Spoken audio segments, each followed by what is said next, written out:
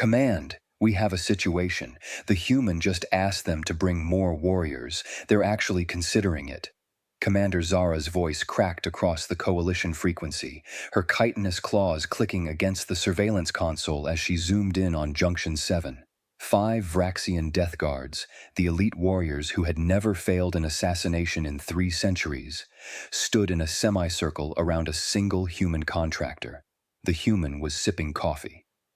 "Repeat that, Commander?" Fleet Admiral Korvax's mandibles twitched with confusion. "The human is requesting additional hostiles?" "Affirmative, sir." Zara's secondary eyes tracked the thermal signatures. Subject is Emma Johnson, maintenance technician, 32 standard years. She's surrounded by death guards at the life support junction. 50,000 civilians depend on that corridor remaining operational. The guards have weapons drawn, and Zara paused, replaying the audio. She just finished her coffee and asked if they could make this interesting by calling for backup. According to YouTube analytics, 99.6% of viewers are not subscribed. That's a huge number. By subscribing the channel that is completely free, you'll help support the channel and never miss fresh content. The lead death guard, Kale Thas, hadn't moved in 47 seconds. His plasma rifle remained trained on the human's center mass, but his secondary arms were signaling his squad in rapid-fire Vraxian battle cant. Zara's translator struggled with the dialect, catching only fragments. "Unprecedented. Violation of combat parameters. Request immediate." Emma Johnson set her empty mug on a maintenance cart, the ceramic clinking against metal loud enough to echo through the corridor. She rolled her shoulders, and Zara watched every death guard flinch. "Look," Emma said, her voice carrying that peculiar human quality of sounding simultaneously bored and amused. "I get it. Border tensions, political posturing, somebody didn't like somebody else's trade proposal. Standard Tuesday, but I've got 17 more repair tickets to close before my shift ends, and you're standing between me and the environmental processor that's making Deck 12 smell like week-old gym socks. So either shoot me or get out of the way." Kale Thas's translator implant rendered his response in flat coalition standard. "You will come with us, human. Your presence here violates the Vraxian Imperial Zone. Resistance will be lethal." "Yeah, I got it." Emma examined her fingernails. "Heard that one before. You guys really need new material." She looked up, and something in her eyes made Kale Thas take an involuntary step backward. "But here's the thing. I'm union, which means I don't work off clock, and I definitely don't get kidnapped on company time without filing proper paperwork." "So," she smiled, and Zara felt her own combat instincts screaming warnings across her neural network. "Why don't you call in some friends, and we'll sort this out properly?" "She's insane," Zara muttered, pulling up Emma's personnel file. "Has to be. No rational being taunts death guards. Her psychological evaluations are within human, normal parameters," Admiral Korvax replied, his own confusion evident. "Although, Commander, are you seeing her physiological readings?" Zara was. Heart rate, 68 beats per minute. Respiration, normal. Stress hormones, baseline. The human wasn't afraid. She was annoyed. Kale Thas's mandibles clicked as he received orders through his neural link. "Reinforcements are en route. You will regret this provocation, human." Emma laughed, and started stretching her arms across her chest. "Oh, good. 15 against 1 feels more like a fair fight." 15 against... Zara's translator couldn't handle the burst of profanity that followed. She switched to direct observation. 10 more death guards materialized from the service corridors, their active camouflage flickering offline as they assumed combat positions. 15 of the Vraxian Empire's finest warriors, each trained from hatching in the 53 death arts, each carrying enough firepower to level a city block, each with more confirmed kills than Zara had years of service. Emma cracked her knuckles. "Okay," she said cheerfully. "Now we can make this fair." "Command!" Zara's voice went supersonic. "The human thinks 15 death guards makes it fair for them." Admiral Korvax was already pulling coalition combat records, his processor implants working overtime. Get me everything we have on human combat capabilities. Everything, and someone get me the human ambassador on comms now. The first Death Guard attacked. Kael'thas moved like liquid mercury, his centuries of training compressing into a single perfect strike, calculated to sever the human's spinal cord at the base of her skull. His claws gleamed with molecular disruption fields. His plasma rifle fired in sync with his physical attack, a 1-2 combination that had killed opponents before they registered threat. Emma pivoted. Zara's combat analysis software crashed, trying to track the movement. One moment the human was standing still. The next, Kael'thas was airborne, his own momentum redirected with what looked like minimal effort, his plasma rifle discharging into the ceiling as Emma appropriated his sidearm with her other hand. Rule 1, Emma said conversationally, ducking under the second guard's blade strike and using the attacker's mass to throw him into a third. Never telegraph your moves. You guys might as well hang signs around your necks that say, "I'm about to attack now." She stepped inside the fourth guard's reach, something Zara's combat protocols screamed was suicide, and did something with her elbow that made the warrior's exoskeleton crack audibly. The guard dropped, and Emma caught his weapon mid-fall. Rule 2. Center of gravity is your friend. You're all top-heavy. Terrible design for close combat. 5 guards down in 9 seconds. Get me Vraxian High Command, Zara ordered her communications officer. Tell them I don't know. Tell them physics stopped working in Junction 7. The remaining 10 Death Guards switched to coordinated assault patterns, moving in pairs, covering angles, executing centuries-old battlefield tactics that had conquered 17 star systems. Emma treated it like a training exercise, her running commentary never stopping. "Oh, nice try with the flanking thing. Real creative. Bet that works great against opponents who haven't seen every martial arts movie ever made." She swept one guard's legs out from under him using his own attacking partner as a fulcrum. "You know what humans call this? Wednesday night at the dojo? We do this for fun." Zara watched her best warriors she'd seen fight Krillian battle mechs hand to hand, get systematically dismantled by a maintenance technician who hadn't even removed her tool belt. The human was using the environment like it was part of her body, ricocheting guards off bulkheads, tangling them in exposed conduit, even weaponizing a hydrospanner in ways that made Zara's engineering brain hurt. "Admiral," Zara reported, her voice hollow. 15 Death Guards down. Human casualty count, 0. She's not even breathing hard." "Impossible," came a new voice on the channel, deep, resonant, carrying the harmonic undertones of Vraxian military aristocracy.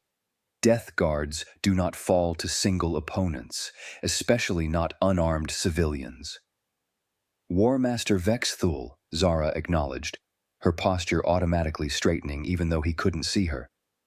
"Sir, I'm transmitting live feed now. The human she's—" "Recycling," Emma interjected, apparently having tapped into their communication frequency. "That's the word you're looking for. I'm recycling your warrior's energy against them. Basic physics. You guys do have physics here, right?" War Master Vexthul materialized in Junction 7 30 seconds later, his personal teleportation field crackling with barely contained energy. He was massive even by Vraxian standards, his carapace decorated with 300 years of battle honors, his 4 arms carrying weapons that were illegal in 72 systems. Emma looked him up and down. "Let me guess. The boss. Great. Maybe you can explain to your guys that I really need to fix that air processor." "Human," Vexthul's voice could have etched steel. "You have defeated 15 of my finest warriors. This is unprecedented. Impossible. You will explain your combat augmentations immediately, or I will dissect you to discover them myself." Emma blinked. "Combat augmentations? Dude, I'm a maintenance tech. The most augmented thing about me is my coffee addiction." She gestured at the groaning Death Guards. "This is just, I do kickboxing on weekends, some rock climbing. Took a few self-defense classes back on Earth because my mom insisted. This is basically yoga with attitude.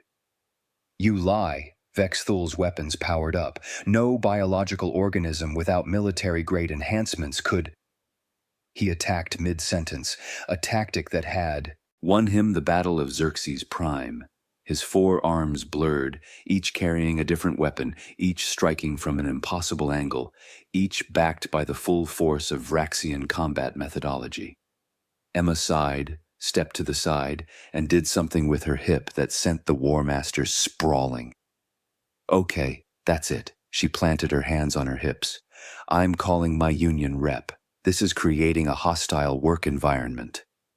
Zara watched Vexthul, the undefeated War Master, the terror of the Eastern Quadrant, the being whose name made enemy commanders surrender, try to stand up and fail.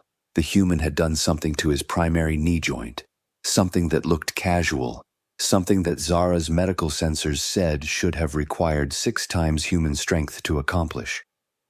Coalition Command, Vexthul growled into his communicator, his pride clearly damaged more than his body. I am issuing a formal diplomatic inquiry. What manner of warrior have you assigned to this station? Admiral Korvax's voice carried careful diplomatic neutrality.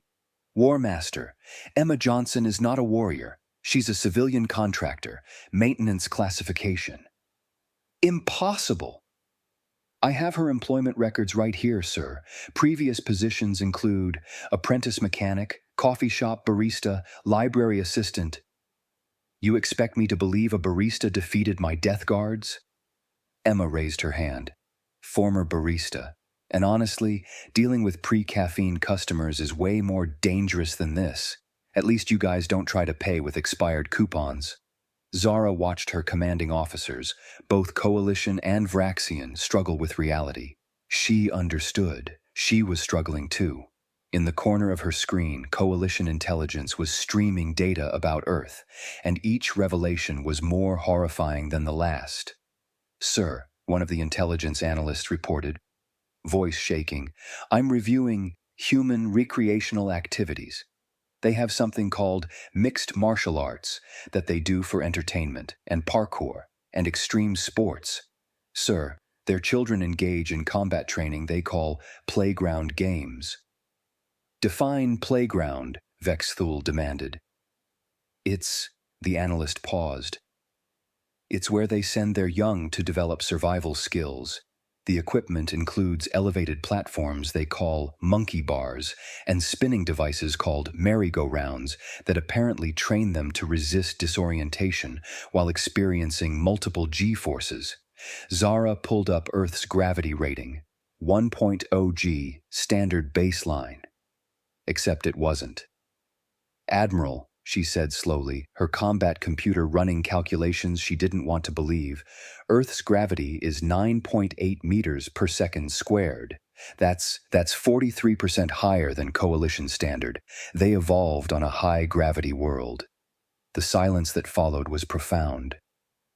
Every moment of every day, Zara continued, her voice distant as the implications cascaded through her consciousness, humans are carrying 43% more weight than our bodies are designed for.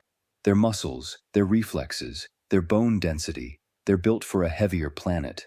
What looks like casual movement to them is combat excellence to us, Vexthul finished, his weapons finally powering down.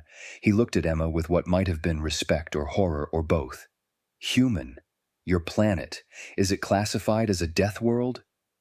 Emma shrugged. I mean, we have venomous spiders, poisonous plants, predatory mammals, extreme weather, tectonic instability, and our moon makes the oceans try to murder coastal cities twice a day, but we call it home. Why?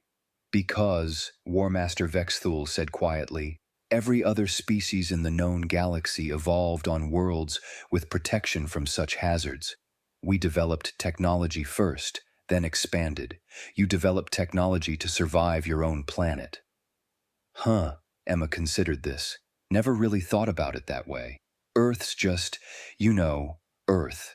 Sure, it tries to kill you sometimes, but that's what makes it interesting. Admiral Korvax's voice carried the weight of paradigm shift. Commander Zara, pull up human media classifications, entertainment category. Zara did. Her translator immediately flagged thousands of entries. Action films, simulated combat scenarios. Horror films, simulated survival scenarios. Disaster films, simulated extinction scenarios. Reality television, actual survival scenarios. The list continued and continued. They watch fictional representations of survival situations, Zara said, for fun, while eating snacks. And their news media? Vexthul asked. The intelligence analyst answered, they have an entire genre called Florida Man that documents ordinary civilians doing things that would qualify as legendary heroic feats in any other species. Emma checked her chronometer. Look, this has been super educational and all, but my shift actually ended 10 minutes ago. I'm on overtime now, which means you guys are costing the coalition about 40 credits per minute. So can we wrap this up? I've got a hot date with my couch and a new season of a show about, she paused considering her audience, about humans investigating murders. It's very relaxing. Murders are relaxing? Zara couldn't help asking. Well, yeah, they're fictional murders. We don't really kill each other anymore, mostly. We just like thinking about the puzzles. Mental exercise. Emma noticed their expressions. What? You guys don't have detective shows? We have documentaries about our historical conflicts, Vexthul said slowly. We do not watch them for recreation. Weird. Emma gathered her tools, stepping over groaning death guards like they were furniture. Hey, before I go, you guys want some pointers? I noticed your stance is really vulnerable to sweeps, and your grip on those plasma rifles creates a leverage point that any decent grappler would exploit immediately.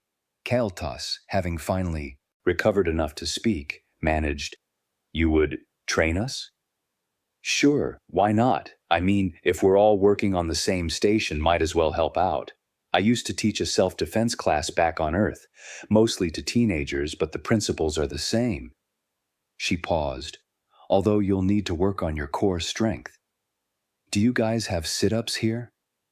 Zara watched the War Master of the Vraxian Empire, conqueror of 17 systems, terror of 3 quadrants, nod slowly and ask, What are sit-ups? Oh boy, Emma grinned. Okay, so basically you're going to hate me, but your abs will thank you later. 4 hours later, Zara was filing what would become the most important diplomatic incident report in Coalition history. Admiral Korvax had already distributed emergency bulletins to every station, ship, and outpost in Coalition space. The message was simple, urgent. New first contact protocols for human interaction. Do not engage humans in physical confrontation under any circumstances. Human baseline fitness exceeds elite warrior specifications for all known species. What humans classify as recreational activities qualify as advanced combat training. Human civilians are not to be considered non-combatants in traditional sense. Humans consider their homeworld mostly harmless. This is incorrect. If a human offers to teach you self-defense, accept. Your life may depend on it.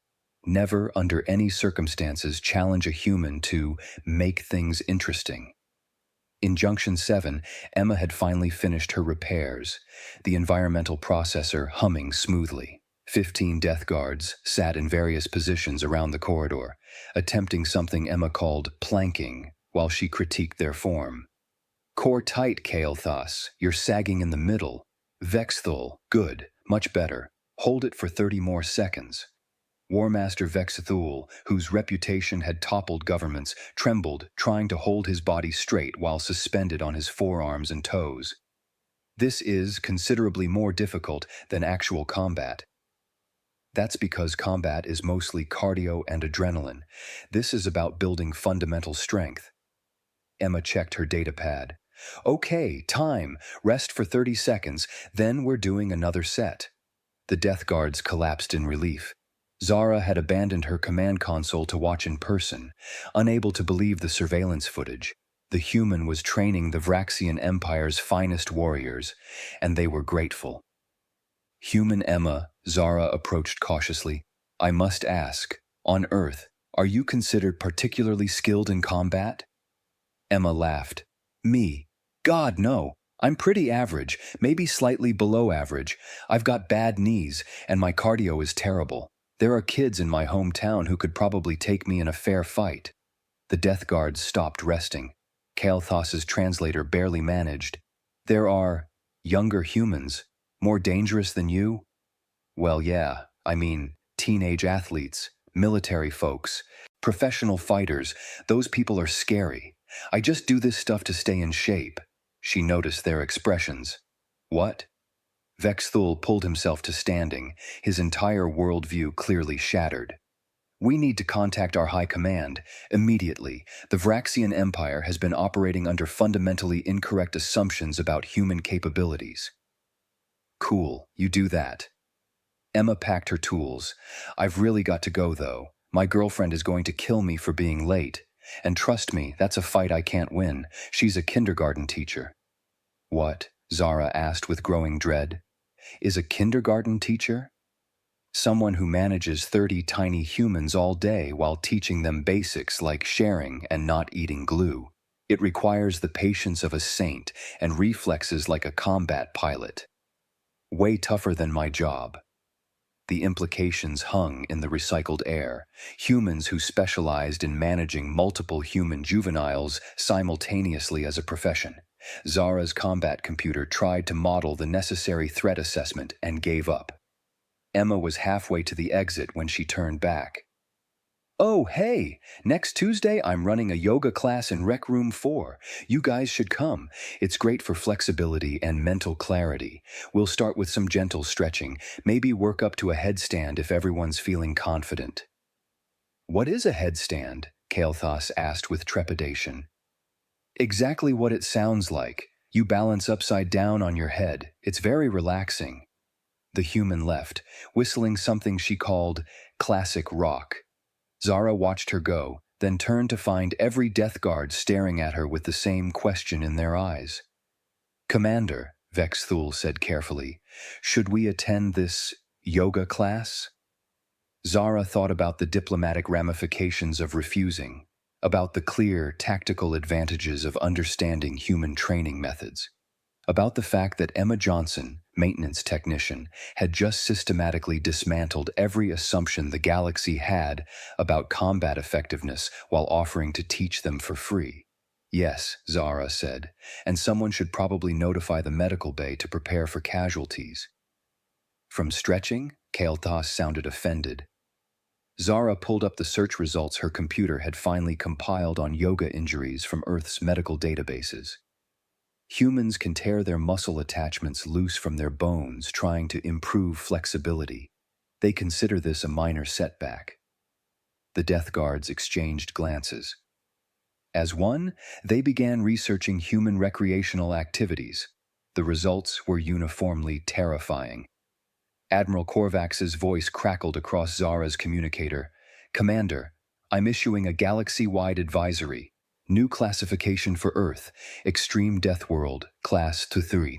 Inhabitants, apex predator species currently unaware of their own apex predator status. Approach with diplomatic courtesy and never, under any circumstances, suggest physical competition. Understood, sir. Zara watched Emma disappear around the corner, arguing with someone over her comm about whether they wanted Thai food or pizza for dinner, as if she hadn't just rewritten galactic military doctrine. Should we warn the other species about human capabilities? We'll need to, carefully. The Krillian Empire has been posturing about human weakness for months. When they find out the truth, Korvax sighed, we're going to need to completely restructure our threat assessment models. Sir, permission to speak freely? Granted. The humans call their planet Earth. They named it Dirt. They're so used to their death world being lethal that they literally named it after the substance they grow food in, which on their world contains bacteria that can kill most galactic species. They don't see themselves as dangerous. They think they're normal. I know, Commander. Sir, what happens when they realize they're not normal? The silence stretched for several seconds before Admiral Korvax answered, hopefully, they'll keep doing exactly what Emma Johnson did today, offering to teach the rest of us how to survive in a universe that's apparently far more dangerous than any of us realized. Because if humans are baseline and they developed on a world that routinely tries to kill them, and they consider all of this normal, then the universe is a lot more hostile than our evolutionary paths prepared us for, Zara finished. Exactly, and we've been living in it without proper training. The humans might be the only reason our species survive whatever else is out there that we haven't met yet. Zara looked at the Death Guards, who were nervously discussing whether they should practice these sit-ups before Tuesday's yoga class. She thought about Emma Johnson, who had single-handedly defeated the Vraxian Empire's finest warriors and then offered to teach them better technique. She thought about humanity, a species that conquered their own apocalyptic planet and then went looking for neighbors among the stars, completely unaware that they were the most dangerous thing in the galaxy. Sir, Zara said, I'm officially requesting transfer to liaison duty with human personnel. Denied. You're needed exactly where you are, Commander. Someone has to document all of this for posterity, and someone needs to attend that yoga class on Tuesday. Sir, I'm not. That's an order, Commander. Consider it intelligence gathering. We need to understand human training methodologies for the good of the coalition. Zara sighed. Understood, sir. I'll file reports. As she closed the channel, Kael'thas approached, his posture unusually deferential for a Death Guard. Commander Zara, permission to ask a question. Granted. Do you think she was right about us telegraphing our attacks? Zara thought about the surveillance footage, about Emma's casual dismantling of centuries of Vraxian combat doctrine, about the fact that she'd done it all while maintaining a running commentary and complaining about paperwork. Yes, Zara said, I think she was right about everything, which is the most terrifying realization I've had in my entire military career. Kael'thas nodded slowly. Should we practice the sit-ups? Probably. Will it hurt? Zara pulled up the human exercise documentation, reading phrases like, feel the burn, and no pain, no gain, and second-day muscle soreness is normal. Yes, she said, it's definitely going to hurt. Good, Kael'thas said, surprising her. If the humans can endure this as children, then we will master it as warriors. We will attend the yoga class, we will learn their ways, and perhaps... He gestured at his fallen comrades, now excitedly discussing human training techniques. Perhaps we will finally become worthy of calling ourselves elite. Zara watched the Death Guards begin attempting sit-ups based on the description in Earth's fitness databases, their forms terrible, their determination absolute. She thought about Emma Johnson, currently riding the station's transit system toward her quarters, completely unaware that she'd just sparked a military revolution. Somewhere in Coalition Command, Admiral Korvax was drafting new protocols. Somewhere in the Vraxian Empire, High Command was receiving impossible combat reports. And somewhere on Earth, billions of humans were going about their daily lives, considering their deadly planet mostly harmless and wondering what was for dinner. Zara began her incident report with the only words that seemed adequate. Today, I learned that humans don't have predators because they are the predators. They just haven't noticed yet. May the ancestors help us all when they figure it out. She paused, then added, attending human yoga class Tuesday, requesting emergency medical standby. Will file supplemental report if I survive. In Rec Room 4, Emma Johnson finished setting up yoga mats for Tuesday's class, humming to herself and thinking that this station gig was turning out pretty well. Nice people, interesting work, and now she'd have some workout buddies who really needed help with their core strength. She had no idea she'd just changed the galaxy forever. She was too busy wondering whether Thai food or pizza would be better post-yoga fuel.